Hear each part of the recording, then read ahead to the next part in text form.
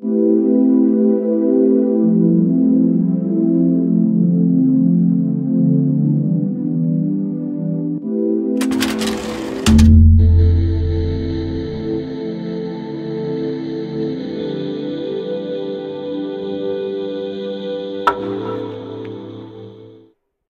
buenos días. Mi nombre es Andrés Martínez. Yo les voy a presentar el artículo de la sesión bibliográfica del día de hoy. Me coordina el doctor Irán Ortega Ortiz, médico adscrito de la Clínica de Trastornos Afectivos.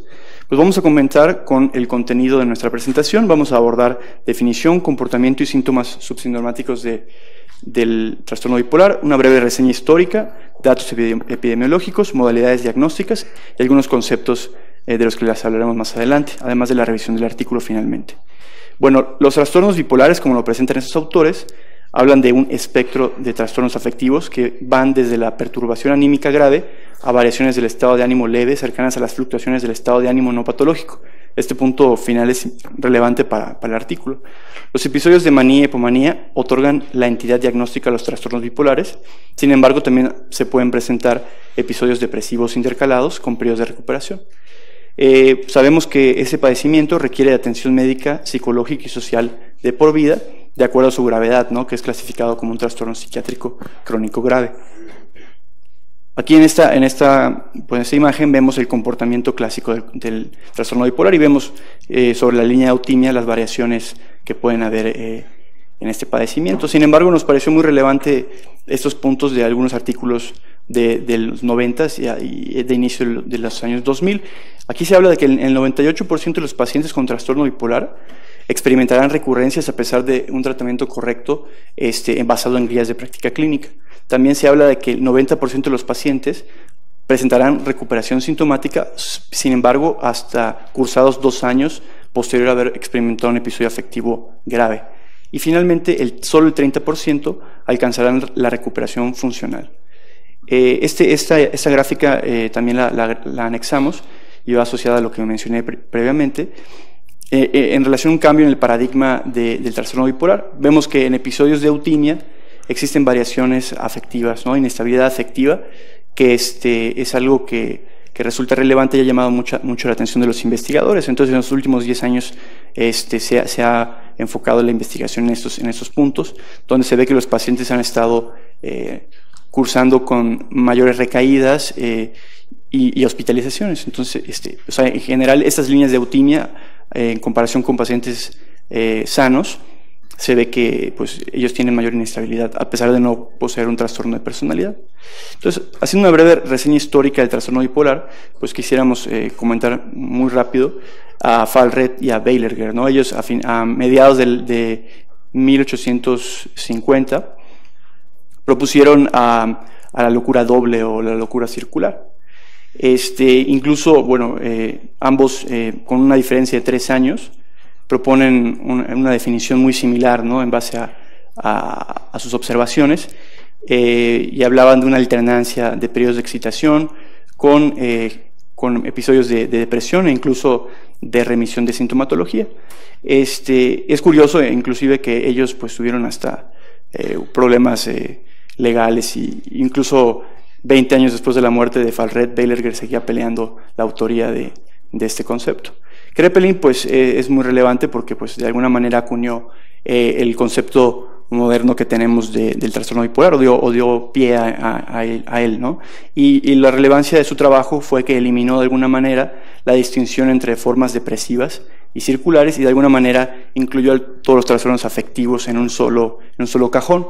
En este tiempo pues la psicopatología clásica pues no estaba, bueno, en ese momento no clásica, estaba veía como la hermana fea a los trastornos afectivos, ¿no? Entonces él prestó atención y dividió a las psicosis endógenas o funcionales en las psicosis maníaco-depresivas, que las consideraba curables, y a la demencia precoz, lo que conocemos ahora como esquizofrenia, que eran incurables y deteriorantes, ¿no?, discapacitantes. Y finalmente pues nos saltamos a los 80s, cuando el manual, el DSM-3, propuso separar la depresión unipolar de los trastornos bipolares. Ahora, no vamos a hablar de los criterios puntualmente, pero quisimos introducirles esta tabla como una forma a través de la cual los criterios de clasificación pues más aceptados y más utilizados de alguna manera están buscando unificarse, ¿no? Vemos cómo pues los trastornos mixtos no se incluyeron en el DSM-5 por la poca fiabilidad en los estudios de campo. Sin embargo, el CIE-11 que está por salir en este año, en teoría, pues se mantiene, ¿no? Ahora, hablando en depresión unipolar, pues el DSM-5 retira el criterio de duelo, entonces ya podemos calificar a un duelo como un episodio depresivo, y en el CIE-11 pues esto se mantiene todavía, ¿no? Y ya en relación a las convergencias que hay entre los dos criterios de clasificación, vemos que la necesidad de incremento en el nivel de energía pues ya se incluyó como un requisito en el DSM-5, a diferencia del DSM-4, y también se espera que se incluya en el CIE-11. Asimismo, el trastorno bipolar tipo 2 ya se va a incluir en la CIE-11, y en el DSM pues se sigue incluyendo. Y algo que nos pareció interesante fue que en la CIE-11 se añade el especificador de inicio en la infancia. Bueno, continuando, vamos a hablarles un poquito de epidemiología. Llama la atención que en el año, de acuerdo al Global Burden of Disease del 2013, se registró un total a nivel mundial de 48.8 millones de personas con trastorno bipolar. Sin embargo, llama la atención que de los 90 al 2013 hubo un incremento de 49.1%, y se sugiere que esto podría estar asociado a los cambios en los criterios de clasificación, ya que pues, el DSM-4 salió en el 92 y se considera que pudo haber sido más incluyente. Prácticamente este padecimiento es igual entre géneros, y de acuerdo a la encuesta sobre salud mental de la OMS del 2004, la prevalencia de este padecimiento es de 2,4% para el 2,4% global, 0,6% para el trastorno bipolar tipo 1, 0,4% para el tipo 2 y 1,4% para otras formas. En México, en la encuesta nacional de salud mental de 2013, la prevalencia para el trastorno bipolar tipo 1 es de 1,3% y de 2% para el trastorno bipolar tipo 2. Ahora, en este artículo original de la revista Bipolar Disorders del 2015, pues se registra pues la diferencia no tan significativa de la expectativa de vida en estos pacientes. La literatura clásica estima entre 11 y 20 años, una reducción entre 11 y 20 años. En estas gráficas se ve que de inicio hacia los 20 años los pacientes masculinos ya tienen menos 15 años y las mujeres 12.5 aproximadamente. Ahora, en este otro artículo de revisión, abordamos un poco los costos generados por el trastorno bipolar. Realmente este artículo está enfocado se realizó en países de primer mundo, ¿no? Es Francia, Alemania, Estados Unidos, y habla de dos conceptos, ¿no? El costo sanitario global directo, que es en 70% va a ser generado por hospitalizaciones, pero también incluye el costo de los medicamentos para el paciente, la atención ambulatoria y todos los costos indirectos generados por la atención médica, ¿no? Incluyendo el transporte. Y los costos sanitarios globales indirectos van a ser todos aquellos dados por la disfunción que el paciente va a sufrir. Entonces, el costo sanitario anual por paciente se estima entre $1,000 y casi $14,000, y el costo sanitario indirecto iría entre los $2,000 y los $4,000.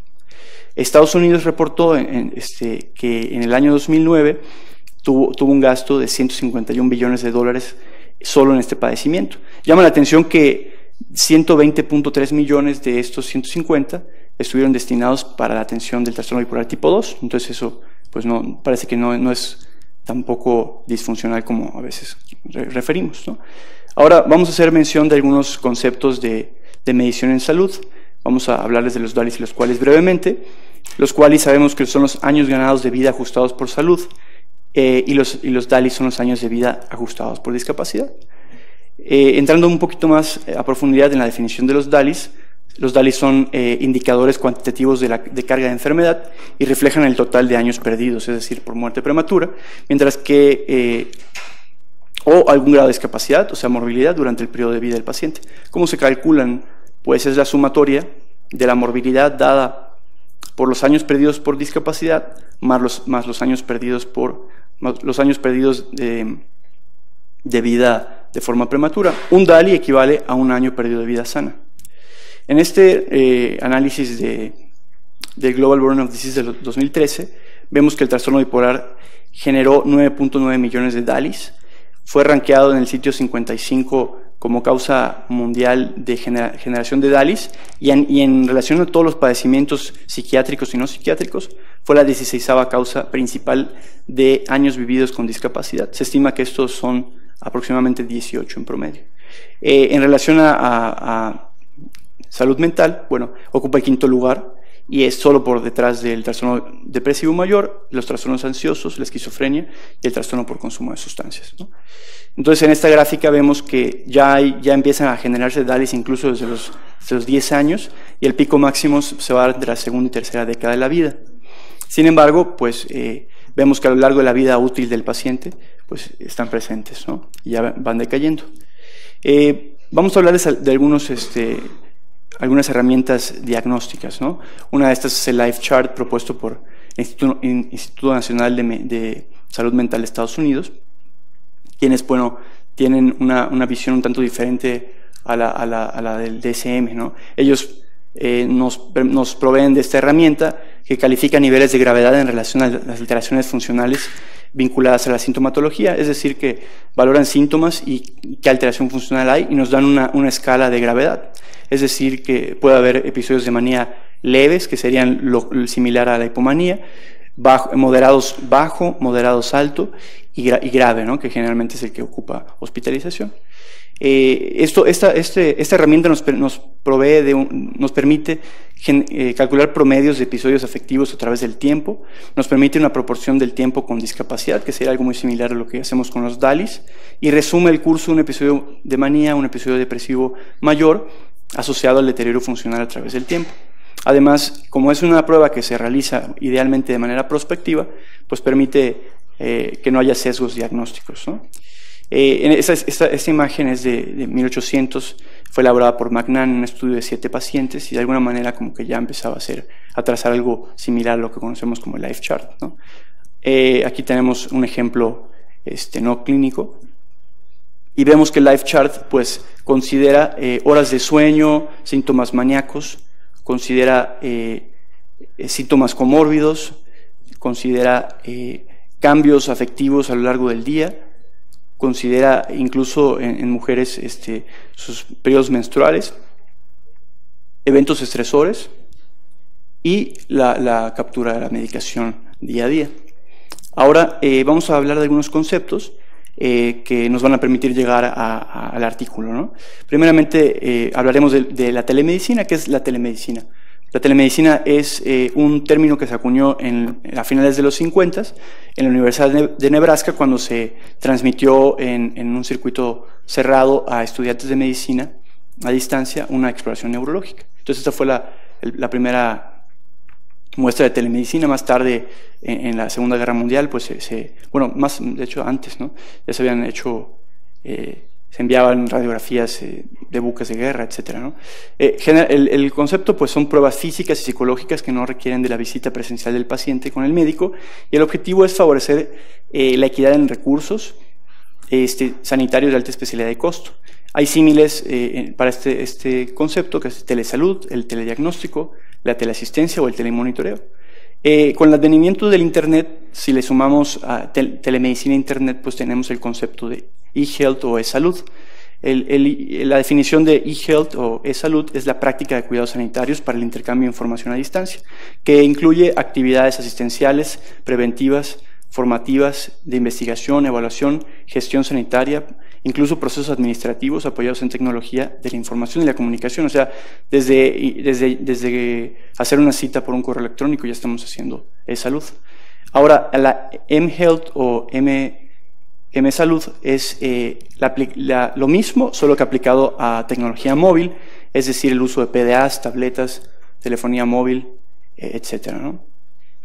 Y de ahí nos vamos al concepto de MM-Health, que es Mental Mobile Health, que ya va más orientado a lo que les hablaremos, y de aplicaciones móviles en particular. Y esto pues es una herramienta que facilita el acceso a la atención, permite un bajo coste, reduce el estigma por el anonimato, mejora la capacidad diagnóstica, o se espera que así sea, y permite una expansión de las modalidades terapéuticas.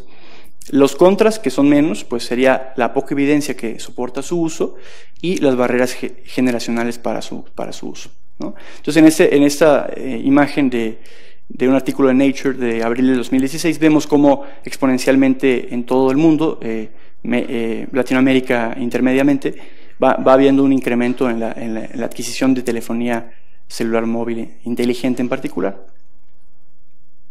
Se habla de que existe una prevalencia mundial de trastornos mentales del 29%. Y se habla de que existen ya, bueno, para el momento de este estudio, en el 2015, habían 15.000 aplicaciones móviles específicas para salud en general, y de todas estas, 29% estaban asociadas a salud mental en particular. Entonces eso es muy llamativo. Entonces vemos que hay aplicaciones ya para todo, ¿no? Hay aplicaciones para sueño, trastornos del sueño, para trastornos por consumo de sustancias, trastornos ansiosos, trastornos de personalidad, e inclusive algunas intervenciones psicoterapéuticas, ¿no? Específicas. En Estados Unidos se desarrolló una aplicación para el manejo del trastorno de estrés postraumático. Se lanzó en el año 2011 y en tan solo 3 años hubieron 150.000 descargas en 88 países diferentes, y sí existen estudios formales en veteranos de guerra en particular que refirieron mejoría del 80% en la sintomatología de estos pacientes. También existen otros estudios para otros padecimientos, o más bien otras aplicaciones, como el FOCUS, que está orientado a pacientes con esquizofrenia y la sintomatología afectiva comórbida. Y hay estudios de los recientes, del 2014, que hablaban de mejoría reportada de la sintomatología psicótica y depresiva al primer mes de su uso, y nada más, ¿no? Pero bueno, no todo es bueno. Vemos que existen aplicaciones, o sea, esas aplicaciones están surgiendo de forma pues muy irregular. En búsquedas del 2013 se encontraron 1.500 aplicaciones móviles para trastorno depresivo. Sin embargo, es llamativo que en ese momento solo habían 32 artículos de investigación asociados, ¿no? En esta aplicación en particular, iBipolar, pues nos llamó mucho la atención porque hacía sugerencias que podrían ser, o más bien son perjudiciales, ¿no? Esta hablaba en particular de que el manejo de la manía debía ser con el uso de alcohol, ¿no? En cantidades importantes. Y había otra aplicación que se llamaba What is Bipolar Disorder, que sugería que el trastorno bipolar era una condición contagiosa, ¿no? Entonces, pues eso nos llamó mucho la atención, y pues no todo es bueno en ese sentido. Esta aplicación móvil, ProMile, fue solicitada por el gobierno sueco para el control del consumo de riesgo de alcohol.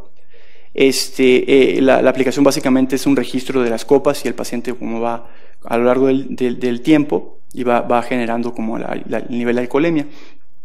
Lejos de ser, Karolinska lo valoró, y lejos de ser algo beneficioso, se vio que los pacientes ganaran confianza, o se considera eso, e incrementaban su consumo de etanol, ¿no? Entonces, en esta revisión, se hizo una revisión específicamente en relación al trastorno bipolar, en Google Play y en la plataforma de Apple, ¿no? Y se encontraron 327 aplicaciones para trastorno bipolar en Google y 111 para Apple. Se hizo una depuración, no hablaremos a detalle de esto, pero finalmente quedaron 82. De esas 82, llama la atención que la mayor parte, o bueno, gran parte de estas, 35, eran tan solo informativas. 32 estaban orientadas al monitoreo de síntomas, 10 al examen y evaluación, 4 para el apoyo comunitario, y tan solo una enfocada a tratamiento. Entonces las guías, o la conclusión más bien de este artículo, pues sugiere que las aplicaciones móviles se deben tomar con mucho cuidado, porque aparentemente no están siendo vinculadas a estudios formales, están lejos de las guías de práctica, y pues simplemente sugerirlas se tiene que hacer con mucho cuidado. En este otro artículo de Internet Interventions del 2015, se valoró en específico aplicaciones móviles para trastornos afectivos. Se hizo una búsqueda y se encontraron alrededor de 1.500 aplicaciones existentes, ¿no? en una búsqueda del 2013. De esas 1.500 se fue depurando y se encontraron para estas tan solo 10 artículos para trastorno depresivo y 4 para trastorno bipolar. De las 4 de trastorno bipolar, 2 valoraban la misma aplicación. Y bueno, una de estas es el estudio piloto del que hablaremos más adelante, el predecesor del estudio que hablaremos. La tabla de abajo de este mismo artículo ilustra las características que debe tener una aplicación para el trastorno bipolar. Vemos que hay aplicaciones que tienen un perfil diagnóstico y otros de intervención. Las que tienen el perfil diagnóstico valoran conducta y sintomatología, y lo pueden hacer de manera pasiva o activa. Cuando lo hacen de manera activa es cuando el paciente interactúa con la interfase del dispositivo, y es a través del registro, por ejemplo, del ánimo y otras experiencias subjetivas como el estrés, etc., ¿no? Y lo que es pasivo, va a ser el registro autónomo de información a través de sensores, GPS, acelerómetros, etc., ¿no? Y bueno, las intervenciones pueden ser psicoeducativas, asociadas a la medicación o inclusive terapéuticas, ¿no? Muchas de estas aplicaciones combinan varios de esas características, ¿no? Entonces, entramos ya al artículo en cuestión. El artículo es parte de la revista, fue lanzado por la revista Bipolar Disorders y tiene un factor de impacto de 4.882. Los predecesores o los antecedentes de relevancia que quisimos comentar son estos 2 estudios, ¿no? El de arriba realmente son 2 pilotos y el de abajo es este ensayo clínico aleatorizado. Los pilotos previos nos sirvieron para sugerir, o sea, se vio que los pacientes tenían gran aceptación por el uso de esta aplicación, y también se vio que había mayor adherencia por encima de las líneas de papel, los life charts, y se vio que había una correlación significativa entre los niveles de síntomas depresivos automonitorizados y los puntajes de Hamilton. Sin embargo, no hubo resultados satisfactorios en relación a la monitorización de sintomatología maníaca. Ese fue el 2010. En el 2013 se hizo ya el ensayo formal y se arrojaron cifras importantes en relación a algunos parámetros que fueron utilizados en el estudio secundario. Se reportó una disminución en la actividad del lenguaje que se considera una medida sensible y válida para los síntomas prodrómicos de la depresión, y el aumento en la actividad verbal se asoció a cambios hacia la hipomanía, así como cambios en el nivel de participación en las actividades sociales, cantidad de actividad física, retardo psicomotor. Cabe señalar que todo esto fue evaluado de manera activa con el paciente, interactuando con ese sistema, ¿no? Entonces, les voy a presentar un poquito a grandes rasgos cómo funciona el Monarca. El Monarca es un sistema que permite valorar el estado de ánimo en una escala de -3 a 3. También valora el nivel de sueño en intervalos de media hora, actividad también de -3 a 3. Registra la medicación que toma el paciente. La medicación, el paciente puede registrar si la toma, si no la toma, si hace omisiones o si hace modificaciones en la misma. Y también valora otros rubros como irritabilidad, estados afectivos, consumo de sustancias, consumo de alcohol en específico. También tiene una escala para valorar estrés. Y el paciente puede hacer datos de alarma individualizados, ¿no? Así como alteraciones cognitivas. Tiene un sistema de alarmas en el que el paciente pues programa de forma previa para que él prellene todo esto. Y el sistema incluso tiene la posibilidad de que le avise al paciente si no lo hizo, y el paciente tiene la posibilidad de hacerlo 48 horas después de manera retrospectiva. Entonces el sistema arroja tablas, más bien gráficas, de cómo se encuentra, y si el paciente lo permite, a través de un consentimiento, pues esta información le va a llegar al médico. Y también el sistema tiene alarmas, genera alarmas y sugerencias, ¿no? Sabemos que, o como dijimos en un inicio de la presentación, el trastorno bipolar, los pacientes en eutimia tienen mayor inestabilidad afectiva subclínica que pacientes sanos, ¿no? Y esto va a generar deterioro funcional global, mayor riesgo de recaídas y mayor riesgo de hospitalización. Entonces, el estudio, o estos estudios, están planteando la creación de un sistema de monitoreo continuo en tiempo real, que sea capaz de evaluar la inestabilidad afectiva, y otros correlatos que reflejen la actividad de la enfermedad, los que ya habíamos mencionado antes. Y esto con el fin de permitir y facilitar intervenciones tempranas, ¿no? Entonces, perdón por esto de amarillo, no lo podemos quitar ahorita, no sé por qué salió así, pero bueno, estos son los rubros de los que habíamos hablado anteriormente, que habían sido significativos en estudios previos, es decir, el incremento de la disminución de la actividad en el lenguaje, las participaciones del individuo a nivel social, la actividad física y el retardo psicomotor, y todas son medidas ya sensibles y validadas de síntomas prodrómicos de depresión o hipomanía. Entonces, el objetivo de estas aplicaciones sería la evaluación longitudinal de estos parámetros para proporcionar marcadores objetivos de cambio en la actividad del trastorno, datos recolectables y cuantificables de manera automática y longitudinal a largo plazo, y los datos de los smartphones que puedan reflejar y proporcionar información sobre el comportamiento habitual de los pacientes. Entonces, el objetivo del estudio, y lo novedoso de este estudio en particular, es que, bueno, el objetivo es establecer si los datos obtenidos de forma automática diaria por el sistema Monarca y los datos objetivos generados de forma automática sobre la actividad verbal, social, física recolectadas por los teléfonos se correlacionan con evaluaciones clínicas y nos permiten desarrollar un biomarcador de alguna manera electrónica. Quisiéramos recordar qué es un biomarcador. Un biomarcador, de acuerdo a una definición de la OMS, es una sustancia, estructura o proceso que puede medirse en el cuerpo o sus productos o influir o predecir la incidencia o resultados de la enfermedad. Entonces, los criterios de inclusión y exclusión para el estudio fueron pacientes que se capturaron entre el 2011 y el 2013 para el ensayo inicial, y de ahí se recapturaron algunos pacientes.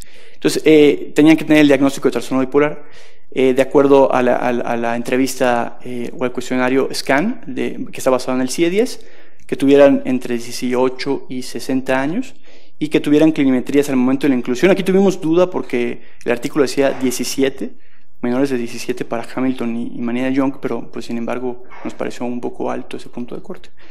El embarazo, la exclusión fue el embarazo, enfermedades físicas graves, u otros diagnósticos psicóticos de acuerdo al SCAN. Pacientes que no dominaran la lengua danesa, pacientes que no tuvieran dominio de las técnicas para el uso de smartphones, que esto no fue un problema a lo largo del estudio, y pacientes que renunciaran a usar un teléfono principal que tuviera como sistema operativo principal Android. Eso sí fue un problema para algunos pacientes. Entonces, el diseño del estudio es un estudio comparativo prospectivo, aleatorizado, ciego, simple, con dos grupos paralelos. Se realizó solo en un centro, la Clínica de Trastornos del Estado Afectivo del Centro Psiquiátrico de Copenhague, Dinamarca. La muestra fue asignada al azar 1 a 1 a un grupo de intervención y un grupo control, y el tamaño de la muestra estuvo basada en la estimación de diferencias clínicamente relevantes de los resultados primarios de estudios predefinidos. Entonces, estaban estos dos grupos, ¿no? El grupo de intervención y el grupo control. Al grupo de intervención y al grupo control se les otorgaba este teléfono móvil HTC modelo Desire S. Al grupo de intervención se le cargaba el sistema Monarca, y al grupo control no. A todos los pacientes se les solicitaba que usaran su tarjeta SIM, y a todos los pacientes se les monitorizaba de manera los datos objetivos generados de forma automatizada a lo largo de las 24 horas, y esto pues es algo que el paciente no sabía, ¿no? O bueno, sí sabían, pero pues no tenían que interactuar de manera activa para que eso se generara. Entonces, las hipótesis predefinidas generaron los siguientes parámetros. Esto es lo novedoso de este estudio, ¿no?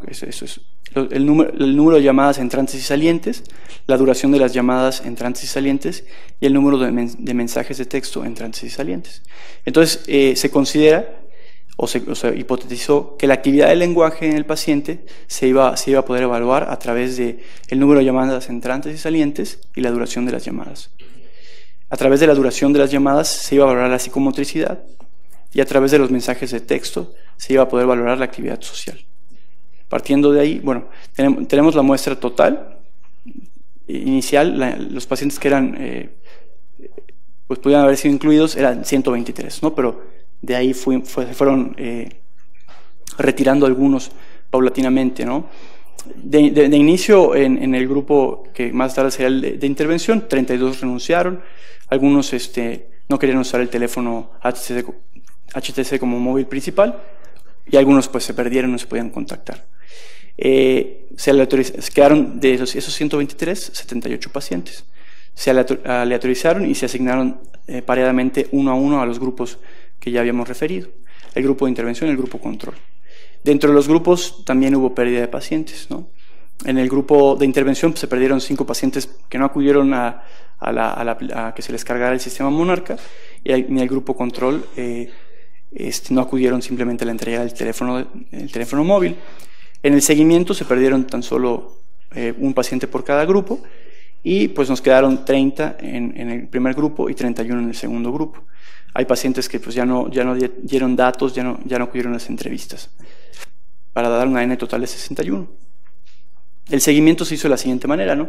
Los participantes eran evaluados una vez al mes, a través de 6 meses, entrevistados por el autor y otro médico, quienes no tenían injerencia en el manejo de los pacientes, y eran ciegos al estado de autorización de los pacientes, y eran ciegos también a los datos generados de manera electrónica. Entonces, les aplicaban las escalas de manía de Young y la escala de Hamilton. Los datos que eran recolectados vía electrónica eran evaluados el día de la entrevista con los pacientes y 3 días previos. Entonces, el análisis estadístico se realizó de la siguiente manera, ¿no? Se utilizaron modelos lineales de regresión de efecto mixto a 2 niveles. El nivel 1 fue la medición repetida de los datos de los smartphones dentro de los individuos a lo largo del tiempo. Y el nivel 2 fueron las variaciones entre individuos de los datos a través del tiempo. En todos los pacientes, en todos los análisis se consideró un análisis ajustado y subsecuentemente uno no ajustado por edad y sexo, que se consideraron como covariables confusoras, así como ajustes adicionales para el grupo de asignación al azar. La significancia de la P se fijó en 0,05. Hablando ya de resultados en relación al estudio, en esta primera tabla está más que nada enfocada a los pacientes que usaron el sistema Monarca o el primer grupo, ¿no? Vemos que se valoraron los ítems de ánimo, sueño, actividad y estrés en las escalas que el sistema operativo otorga, y se enfrentaron a las escalas, ¿no? Entonces se vio significancia en la actividad del paciente. Hubo una correlación negativa significativa en el Hamilton en relación al nivel de actividad. Esto habla de que a menor actividad, o sea, los Hamilton serían con tasas más elevadas. Y a nivel de estrés también hubo significancia, ¿no? en relación a la sintomatología depresiva. Si ven en las primeras 4 hay significancia en relación a todo lo que es ánimo. En relación a sueño, en manía de Young hubo una correlación negativa significativa. Entonces pues a menor sueño habían escalas de manía de Young con mayor puntaje, y también con la actividad de manera positiva. Se vio que a nivel de ánimo en relación a la escala de Hamilton, por cada 10 puntos de incremento a lo largo del estudio en el puntaje de esta escala, había una disminución en la escala subjetiva de 0,58. Ahora, en esta tabla se evalúan los datos objetivos generados automáticamente, es decir, de forma pasiva, contra los síntomas depresivos y maníacos clínicamente evaluados por los médicos del estudio. Entonces aquí se ve que la duración de las llamadas entrantes fue significativo tanto en pacientes evaluados con manía de Young como con la escala de Hamilton. Los autores hipotetizan que la duración de las llamadas estaba incrementado en los pacientes deprimidos asociado a la psicomotricidad, y los pacientes pues con manía pues realmente por el incremento en la velocidad del lenguaje. Entonces en la escala de Hamilton, por cada 10 puntos de incremento en la escala, había un incremento en la duración de las llamadas de 171 segundos. Y en manía de Young, por cada 10 de incremento en la escala, había un incremento en la duración de las llamadas de 303 segundos, ¿no? También se vio de manera significativa un incremento en la duración de las llamadas salientes. Esto también se correlaciona con pacientes deprimidos, y también se hipotetiza que está asociado a las alteraciones cognitivas que pueden tener los pacientes deprimidos, así como a la disminución en la psicomotricidad. En esta tabla vemos un análisis correlacionado de los ítems específicos de acuerdo a las escalas, ¿no? Entonces, a nivel de actividad, los ítems de actividad en manía fueron significativos para las llamadas, el número de llamadas entrantes, las llamadas salientes y para los mensajes salientes. Asimismo, esto no fue del todo significativo cuando se ajustó el modelo en base a edad y sexo, pero la duración de las llamadas salientes pues, resultó borderline en el subítem 8 de la escala de Hamilton para el retardo psicomotor. Esta tabla hace una correlación de los datos generados de manera automatizada contra estados afectivos ya de manera categórica que fueron determinados con ciertos puntos de corte, ¿no? Entonces se catalogaron pacientes asintomáticos, pacientes con depresión leve, pacientes con depresión moderada, grave y pacientes con hipomanía y pacientes con manía. Resultó interesante que los modelos pudieron determinar, al igual que los clínicos, más bien discernir que la duración de las llamadas salientes permitía distinguir entre pacientes asintomáticos en contra de pacientes deprimidos con depresión moderada grave. Y también permitía discernir entre pacientes asintomáticos y pacientes maníacos, ¿no? Entonces, ¿qué limitaciones tiene este estudio? Realmente es una muestra pequeña. Revisamos la metodología y pues el ingeniero no estuvo muy contento con ella. No se presentaban los valores del coeficiente de determinación R cuadrada. Existe un probable error tipo 2 en los hallazgos no significativos y pues las plataformas de los sistemas operativos pues estaban solo para el sistema Android. No se indagó si los pacientes eran independientes en el uso de sus teléfonos celulares y si pudieron haber sido asistidos por familiares u otras personas. Y existe un probable sesgo, o así lo proponen los autores, en la sintomatología depresiva y maníaca debido a la alta frecuencia de la aplicación de las escalas y de las entrevistas. La conclusión de este estudio es que los datos objetivos generados de manera automática y los datos recolectados por automonitoreo diario con teléfonos inteligentes se correlacionan con el nivel de síntomas depresivos y maníacos clínicamente identificables, siendo capaz de discernir entre estados afectivos en pacientes con trastorno bipolar, lo que mencionamos en la última tabla, manía y depresión moderada y grave.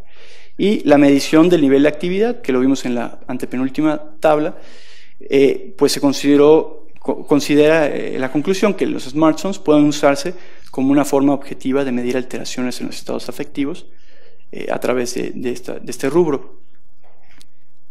Finalmente, los smartphones proporcionan una manera fácil y objetiva de monitorizar la actividad de la enfermedad y podrían servir como un biomarcador electrónico para el trastorno bipolar.